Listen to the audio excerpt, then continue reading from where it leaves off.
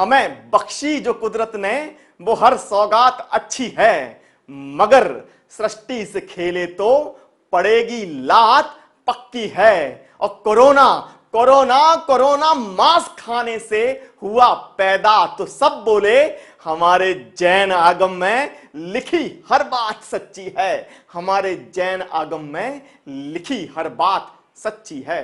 जय जिनेंद्र बंधुओं, मैं कवि डॉक्टर राहुल जैन आपका स्वागत करता हूं आपके मनपसंद कार्यक्रम में, जिसका नाम है क्या बात है कवि जी, क्या बात है कवि जी।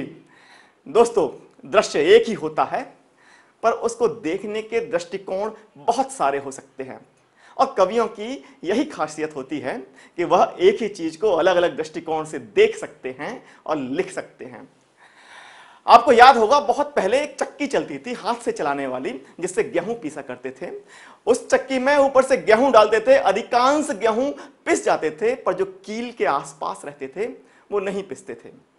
उसे देखकर कबीरदास जी कहते हैं कि चलती चक्की देखकर दियो कबीरा रोए, और दो पाटन के बीच में साबुत बचो न कोए। साबुत बचो न कोए, बिल्कुल सही बात है। दो पाटन के बीच में कोई साबुत नहीं बचता। पर वही बात जब उनके बेटे कमाल ने देखी तो वह क्या कहता है कि चलती चक्की देखकर दियो कमाल हंस आए, और कील सहारे जो रहा बाल न बांका जाए। कील सहारे जो रहा बाल न बांका जाए। और दोस्तों, वह कील हमारे जीवन में हमारे पंच परमिष्टि हैं, जिनके सहारे यदि हम रहते हैं तो सुख और दुख जो दो पाटे हैं उनके बीच में हम नहीं पिसते और इनसे ऊपर निकल जाते हैं। पर नहीं नहीं नहीं, यहां पर हम दुख की बात नहीं करेंगे, हम सिर्फ खुशी की बात करेंगे, हंसने की बात करेंगे, खिलखिलाने की बात करेंगे, क्योंकि हमारे बीच में आज हैं देश के बहुत अच्छे हास्य कवि, ओज के कवि, जो आपको खिलखिलाने पर, हंसने पर मजबूर कर देंगे। तो दोस्तों, आपसे मुलाकात कराते हैं आज हमारे कवियों की। तो हमारे बीच में है देश की राजधानी दिल्ली के एक बहुत ही शानदार हास्य कवि, जो पूरी दुनिया में जाने जाते हैं अपनी हास्य कविताओं के लिए, रसिक गुप्ता जी। एक बार जोरदार तालियां बजाइए रसिक गुप्ता जी के लिए।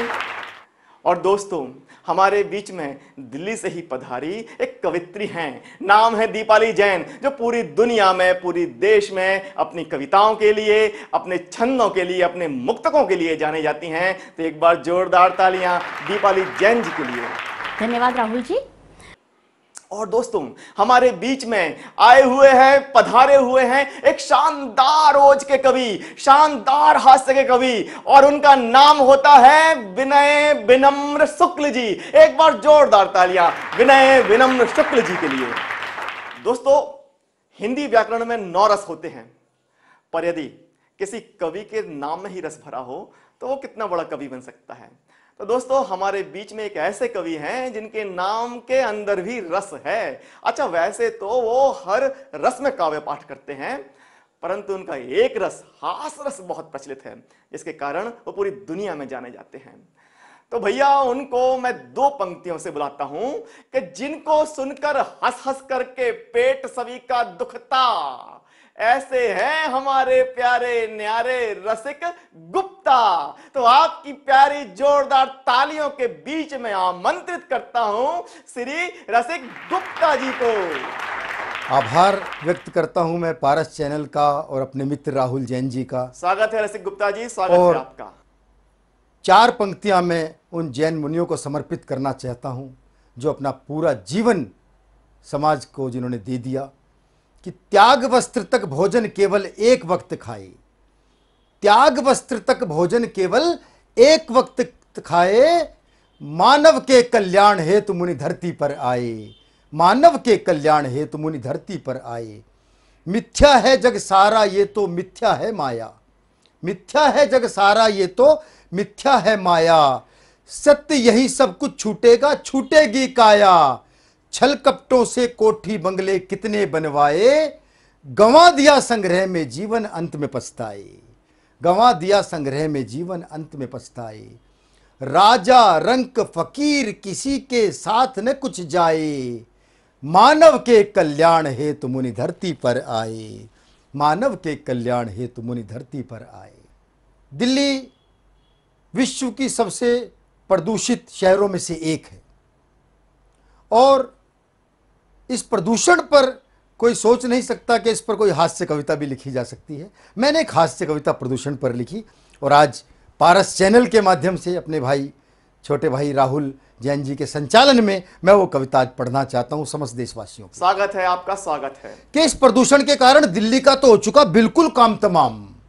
यहां तो अक्सर लोगों को रहता है कभी खांसी कभी जुकाम। हम सोच ही रहे थे इस प्रदूषण से कैसे अपनी सेहत बचाएं, तभी किसी ने सलाह दी किसी डॉक्टर को ही अपनी पत्नी बना के लाएं। कई मित्रों ने समझाया भी, पत्नी तो खुद एक समस्या है, भला एक समस्या दूसरी समस्या से कैसे मुक्ति दिलवाएगी। पर हम कहां माने, क्योंकि अकल बादाम खाने से थोड़ी ठोकर खाने से आएगी।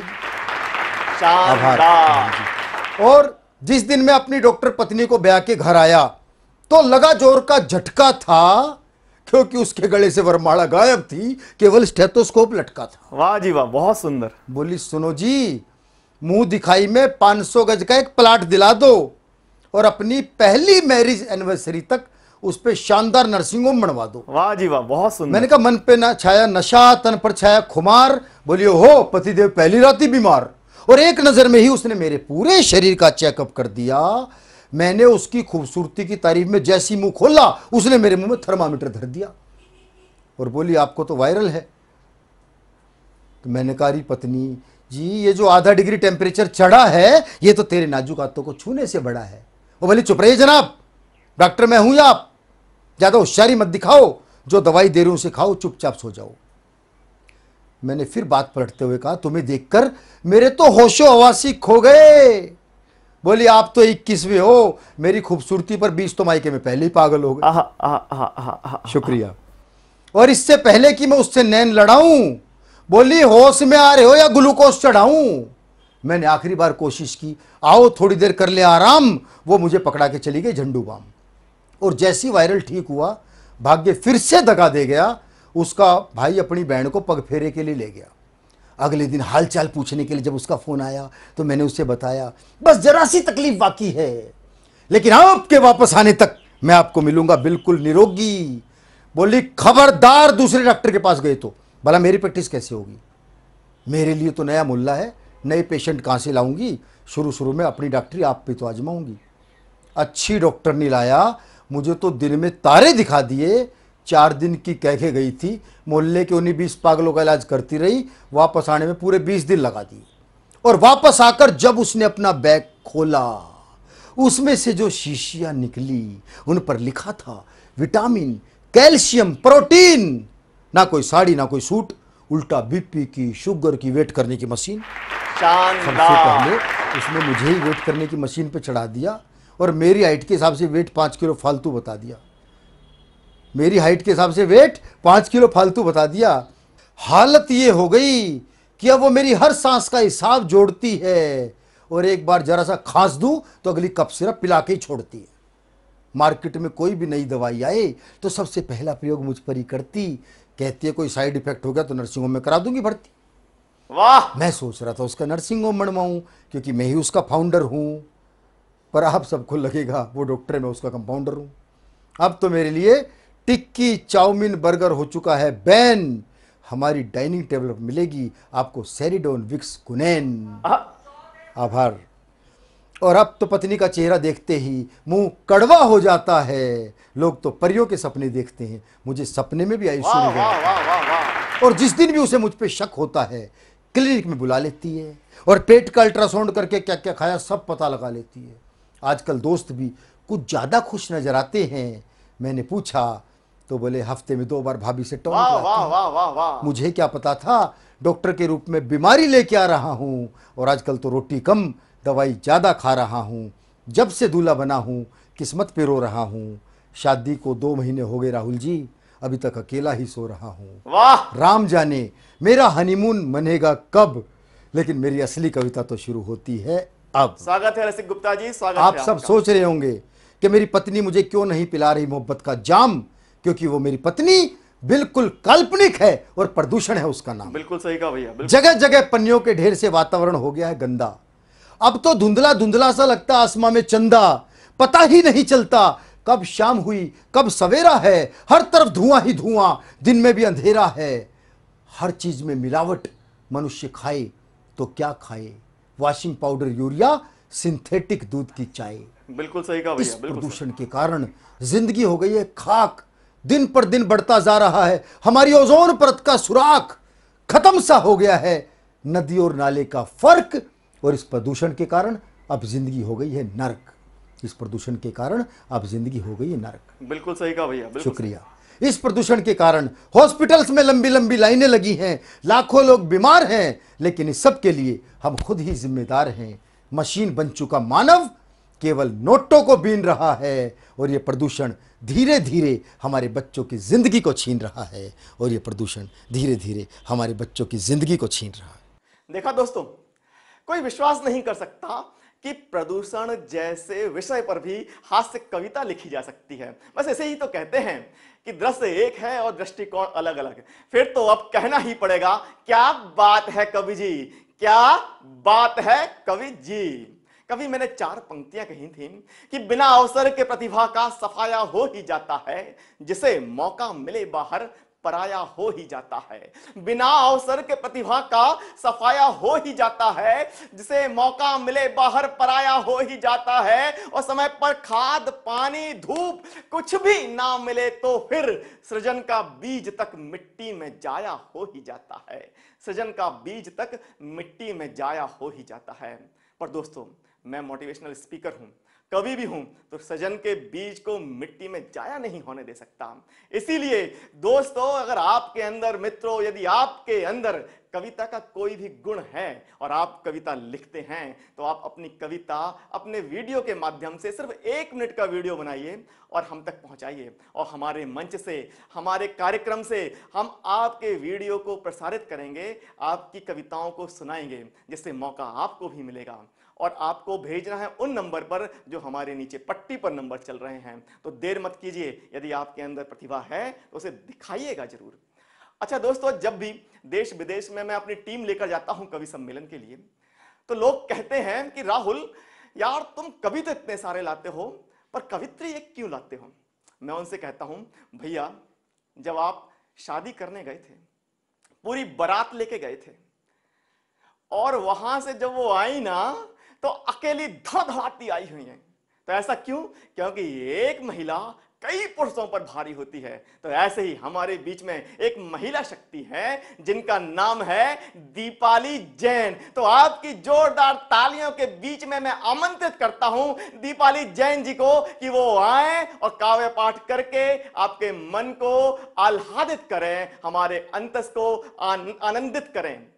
एक बार जोरदार तालियों से बुलाते हैं दीपाली जैन जी को। धन्यवाद राहुल जी। पारस चैनल के सभी दर्शकों को मेरा सादर जय जिनेंद्र। मित्रों, जैसा कि हम सभी जानते हैं कि कोरोना काल की वजह से और लॉकडाउन होने की वजह से इस बार चातुर्मास जो है वो अधिकांश जगह पर नहीं हो पा रहा है। कल रात अचानक यूं ही सपना आ गया कि पिछली बार कैसा सुंदर दृश्य था जब महाराज श्री विराग सागर जी सत्संग 70 लोगों के संघ के साथ यहाँ हमारे गाजियाबाद शहर में आए थे।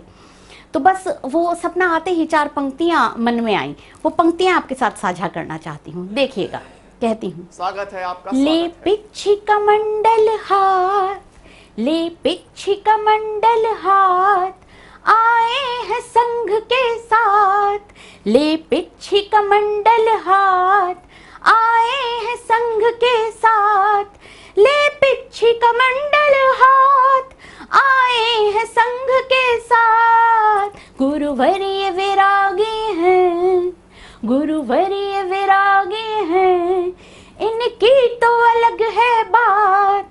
गुरुवर्य विरागी हैं, इनकी तो अलग है बात। ले पिच्छी कमंडल हाथ, आए हैं संघ के साथ। गुरुवर के चरणों में मेरा सादर सादर नमन। अच्छा मित्रों, मुझे लगता है कि क्योंकि कोरोना काल चल रहा है, लॉकडाउन चल रहा है, तो अगर मैंने कोरोना के ऊपर, लॉकडाउन के ऊपर कुछ पंक्तियां आपके सामने नहीं सुनाई तो ये जनता मुझे माफ नहीं करेगी। तो मुझे लगता है कुछ एक पंक्तियां कोरोना के ऊपर हो जाएं।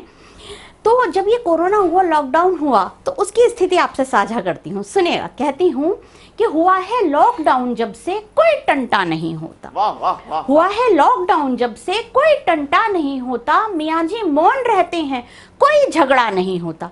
अब झगड़ा कैसे होगा? उन्हें पता है बाहर तो खाना खाना ही नहीं है, इससे लड़ दिया तो ये घर में भी खाना नहीं देगी। वाह। तो हुआ है लॉकडाउन जब से कोई टंटा नहीं होता, मियाँ जी मौन रहते हैं, कोई झगड़ा नहीं होता, और लगाकर मास्क रखने के बड़े हैं फायदे सखियों।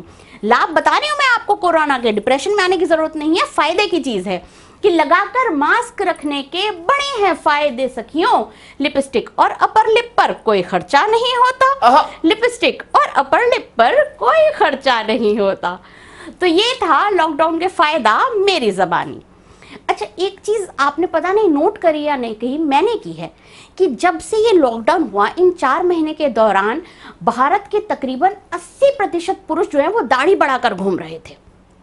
वैसे तो ब्यूटी पार्लर और सलून बंद थे, और सबसे ज्यादा परेशानी आई बच्चों को, क्योंकि बच्चे समझ ही नहीं पाए कि पापा कौन है, मम्मी कौन है। पीछे से चोटी देख के नहीं पता चल रहा था, आगे से मूंछें देख। लेकिन जो पुरुष दाढ़ी बढ़ाकर घूम रहे थे, हमारे जैन साहब ने भी बढ़ा ली थी।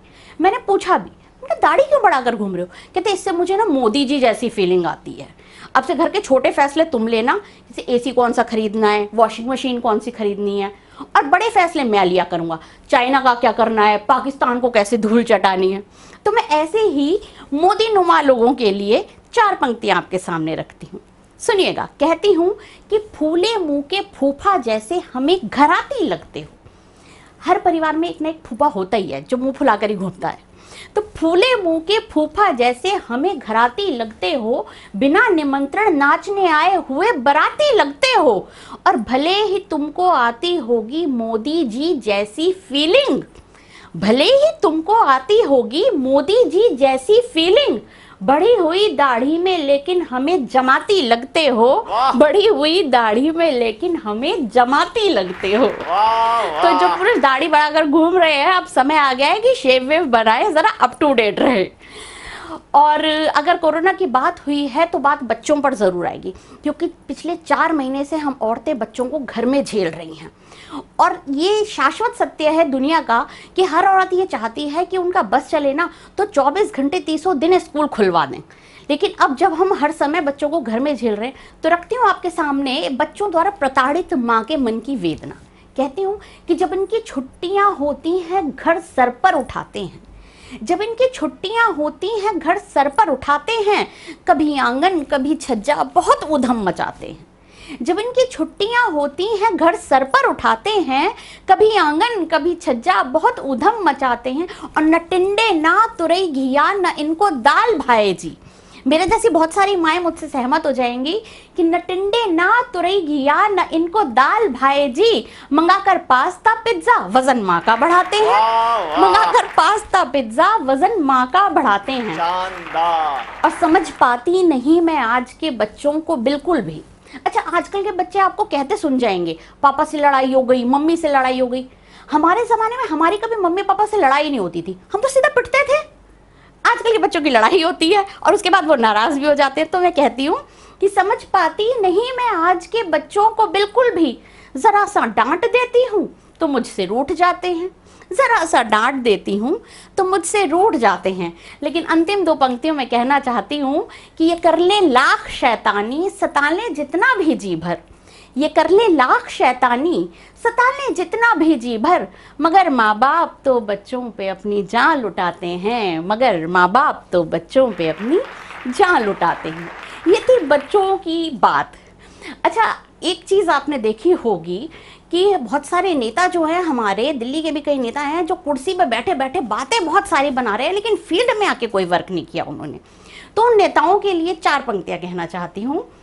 कहती हूँ कि नेताजी इल्तिजा है बात मान जाइए, नेताजी इल्तिजा है बात मान जाइए, वादे तो कर चुके हैं काम भी कराइए।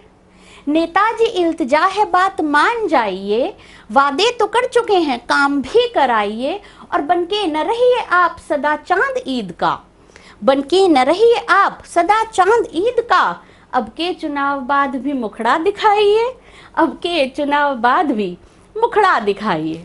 ये थी मेरी आज की अंतिम प्रस्तुति। मैं दीपाली जैन जिया आप सबसे विदा लेती हूँ। जय जिनेंद्र।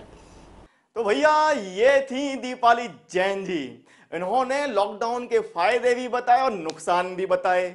भैया बच्चे कितने परेशान करते हैं, कितना मजा लगाते हैं, ये भी बताया। और तो और नेताओं तक को नहीं छोड़ा। अब तो कहना ही पड़ेगा, क्या बात है कवि जी, क्या बात है कवि जी।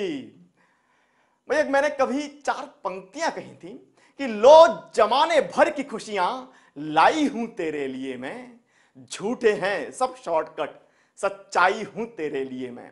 कि लो जमाने भर की खुशियां लाई हूं तेरे लिए मैं, झूठे हैं सब शॉर्टकट सच्चाई हूं तेरे लिए मैं। और श्रम करो कुछ इस तरह कि द्वार तेरा खटखटाकर, श्रम करो कुछ इस तरह कि द्वार तेरा खटखटाकर कामयाबी खुद कहे लो आई हूं तेरे लिए मैं। कामयाबी खुद कहे लो आई हूं तेरे लिए मैं। तो अब मैं जिन कवि को बुलाने जा रहा हूं, उन्होंने अपने श्रम से, अपने परिश्रम से, अपनी मेहनत से पूरे देश में अपना नाम बनाया है। ओज की कविताओं में, हास्य की कविताओं में उन्होंने पूरे देश में अपनी पहचान बनाई है, जिनका नाम होता है विनय विनम्र। उनको 2 पंक्तियों से बुलाना चाहता हूं कि देशद्रोहियों को वो है वो कठोर और देशभक्तों को है नम्र। देशद्रोहियों को है वो कठोर, देशभक्तों को है वो नम्र। तो आइए आज जाइए कविवर विनय विनम्र। तो आपकी जोरदार तालियों के बीच में आमंत्रित करना चाहता हूं विनय विनम्र शुक्ल जी के लिए। नमस्कार, बहुत बहुत धन्यवाद डॉक्टर राहुल जैन जी का, आपने हमें आमंत्रित किया है।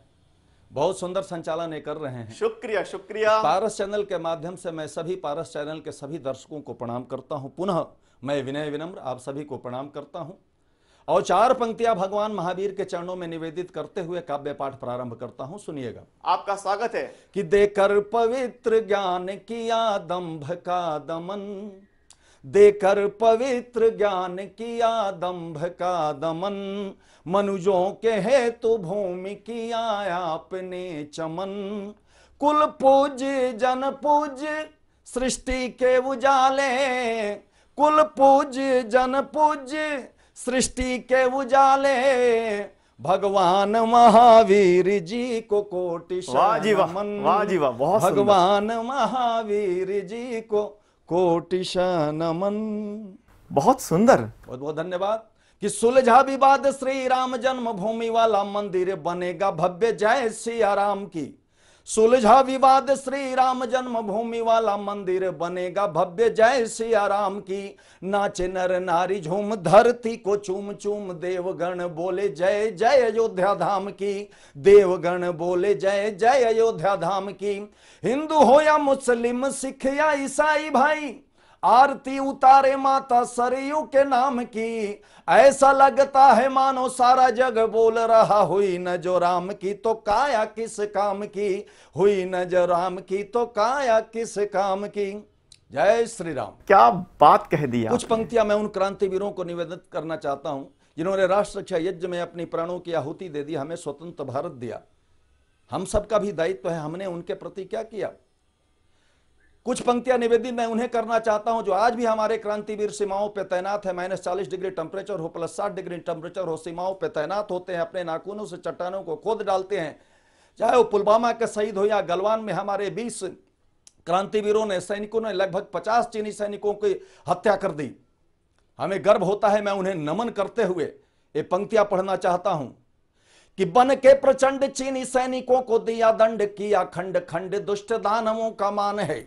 बन के प्रचंड चीनी सैनिकों को दिया दंड, किया खंड खंड दुष्ट दानवों का मान है। गलवान घाटी मध्य बलवान बनकर, माता भारती के हित तज दिया प्राण है। भारतीय सेना 20 वर्ष 2020, भारतीय सेना 20 वर्ष 2020, ओढ़ के तिरंगा 20 छेड़ी युद्ध तान है। मातृभूमि रक्षा है तो बन गए राम सेतु, बोलो क्यों न बोलूं मैं कि भारत महान है। बोलो क्यों न बोलूं मैं कि भारत महान है। कुछ लोगों को भारत माता की जय बोलने में आपत्ति है, भारत महान कहने में आपत्ति है। एक बार अपने हृदय पे हाथ रख करके सोचें वो भी किसी के बेटे थे, किसी के पिता अथवा पति थे या बन सकते थे, जिन्होंने राष्ट्र रक्षा यज्ञ में अपना सर्वस्व अर्पण कर दिया। एक तिरंगे में लिपटा हुआ 20, 22 और 24 साल का युवक जब गांव आता है, 18 और 20 साल की विधवाएं विलाप कर रही होती हैं, 50-55 साल की माताएं विलाप कर रही होती हैं, ये भी सब हमारे घर के ही बच्चे होते हैं। हम सबका एक दायित्व ही बनता है, वो चाहे शहीद गलवान के हों या पुलवामा के हों। आज भी उनकी आत्मा चीखती है, चिल्लाती है। हमारे देश के प्रधानमंत्री अच्छा कार्य कर रहे हैं, आतंकवादियों को निपटाया जा रहा है, फिर भी अभी बहुत कुछ अधूरा है, बहुत कुछ शेष है। आइए केवल एक कविता के माध्यम से मैं कुछ पंक्तियां निवेदित करना चाहता हूं। मैं बताना चाहता हूं कि उनकी आत्मा चीखती है, चिल्लाती है और हमें कहती है कि तुम कवि हो। हमारे माध्यम से आप तक वो बातें पहुंचाना चाहता हूं, इस पारस चैनल के माध्यम से वो बातें पहुंचाना चाहता हूं। सुनिएगा। बहुत बहुत धन्यवाद आप सभी का उत्साहवर्धन के लिए। स्वागत है विनय जी। कि आतंकी धरती को कब्रिस्तान बनाने आया हूं, दुश्मन की धरती को कब्रिस्तान बनाने आया हूं। जागो वीरो जागो हिंदुस्तान जगाने आया हूं, जागो वीरो जागो हिंदुस्तान जगाने आया हूं। जय भारत माता, जय भारत माता, वंदे मातरम, वंदे मातरम। आज मेरी मां को छल से फिर दुश्मन खंजर मार गया, आज मेरी मां को छल से फिर दुश्मन खंजर मार गया। नीचे दुष्ट गीदड़ फिर कैसे शेरों को ललकार गया, नीचे दुष्ट गीदड़ फिर कैसे शेरों को ललकार गया। नरसिंहो दानवों का क्यों वक्षस्थल फाड़ नहीं देते, नरसिंहो दानवों का क्यों वक्षस्थल फाड़ नहीं देते। आतंकी हत्यारों को क्यों जिंदा गाड़ नहीं देते, आतंकी हत्यारों को क्यों जिंदा गाड़ नहीं देते। आज समंदर में फिर से तूफान उठाने आया हूं। वाह वाह। जागो वीरो जागो हिंदुस्तान जगाने आया हूं। वंदे मातरम, वंदे मातरम। और आखिर कब तक हम सहेंगे? तब मैं कहना चाहता हूं, बहुत आभार आप सभी का उत्साहवर्धन के लिए। आपका स्वागत है। कि बहुत हो चुकी सहनशीलता, अब तो रूप प्रचंड करो। बहुत हो चुकी सहनशीलता, अब तो रूप प्रचंड करो। त्राहि त्राहि अरिदल में हो कुछ ऐसा निर्मित दंड करो, त्राहि त्राहि अरिदल में हो कुछ ऐसा निर्मित दंड करो। नाश करो विषधर का वंशज पल में चूर घमंड करो, नाश करो विषधर का वंशज पल में चूर घमंड करो। जैसे भारत था अखंड फिर वैसा राज अखंड करो, जैसे भारत था अखंड फिर वैसा राज अखंड करो। नक्शे से पापी का नाम निशान मिटाने आया हूं। बहुत बढ़िया, बहुत नक्शे से पापी का नाम निशान मिटाने आया हूं। जागो वीरो जागो हिंदुस्तान जगाने आया हूं। जय भारत माता, जय भारत माता, वंदे मातरम, वंदे मातरम। कि मां बहनों की वीर बधू की तड़पन और चित्कार सुनो, छोटे बच्चों की सिसकन करुणा में करुण पुकार सुनो, छोटे बच्चों की सिसकन करुणा में करुण पुकार सुनो। राणा वीर शिवा के वंशज भर लो अब हुंकार सुनो, राणा वीर शिवा के वंशज भर लो अब हुंकार सुनो। 130 करोड़ पुत्र फिर भी मां क्यों लाचार सुनो, 130 करोड़ पुत्र फिर भी मां क्यों लाचार सुनो। शत्रु लहू से मां के हृदय की प्यास बुझाने आया हूं। जागो वीरो जागो हिंदुस्तान जगाने आया हूं, जागो वीरो जागो हिंदुस्तान जगाने आया हूं। जय भारत माता, जय भारत माता, वंदे मातरम, वंदे मातरम। जागो सिंह शाम को आओ प्यारा हिंदुस्तान बचाओ, जागो सिंह शाम को आओ प्यारा हिंदुस्तान बचाओ। कूच करो समर स्थल में अब एक साथ मिल कदम बढ़ाओ, कूच करो समर स्थल में अब एक साथ मिल कदम बढ़ाओ। वीर प्रसूता वसुंधरा की सारे मिलकर लाज बचाओ। देश की खातिर मिट जाना पर पहले दुष्टों को निपटाओ, देश की खातिर मिटाना पर पहले दुष्टों को निपटाओ। तुम में ही शेखर सुभाष, तुम में ही शेखर सुभाष, तुम में ही शेखर सुभाष यह भान कराने आया हूं। जागो वीरो जागो हिंदुस्तान जगाने आया हूं। बहुत बहुत धन्यवाद। जय हिंद, वंदे मातरम। तो ये थे विनय विनम्र शुक्ल जी, जिन्होंने अपनी शानदार कविताओं से देशभक्ति की, देश प्रेम की शानदार कविताओं से हमें हमारा मन आह्लादित कर दिया।